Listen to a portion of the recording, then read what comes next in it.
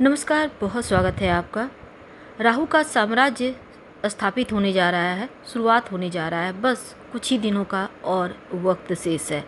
तो 18 महीने तक आपको बड़ी राहत देगा, आपके जीवन में बड़े सकारात्मक बदलाव लेकर आएगा। देखिए, जो राहु हैं, अगर हम पीछे की बात करें तो 30 अक्टूबर 2023 राहु महाराज आपके द्वादश भाव में प्रवेश किए थे और अब आपके लिए वो आपके 11वें भाव में प्रवेश करेंगे 18 मई 2025 को।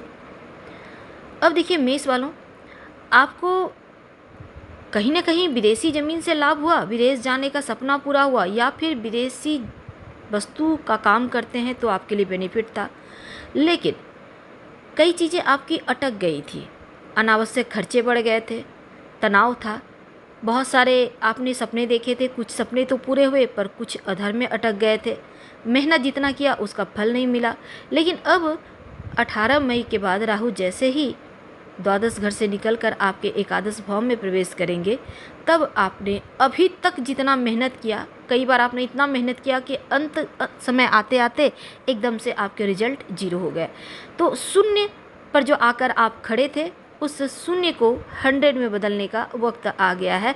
अब राहु ही इतिहास बदलेंगे, इतिहास लिखेंगे और अपना साम्राज्य जब स्थापित करेंगे तो आपका साम्राज्य भी यहाँ पर शुरू हो जाएगा।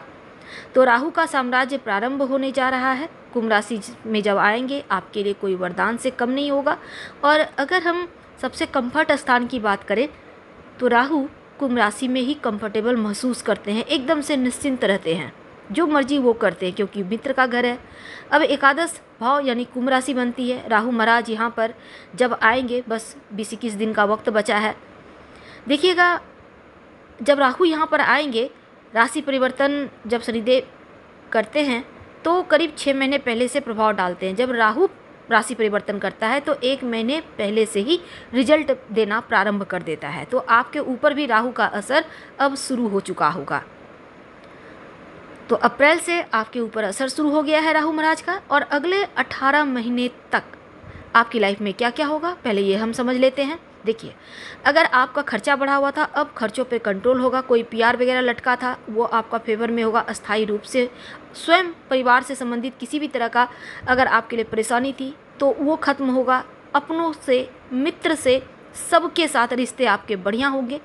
जो लोग आपसे मुंह मोड़कर खड़े थे, अब आपके साथ इन्वॉल्व होना चाहेंगे। जो मन में अज्ञात भय था, अज्ञात भय से मुक्ति मिलेगी और कर्ज वगैरह से मुक्ति मिलने की प्रबल संभावना राहु देव यहाँ पर बनाते हुए दिखेंगे।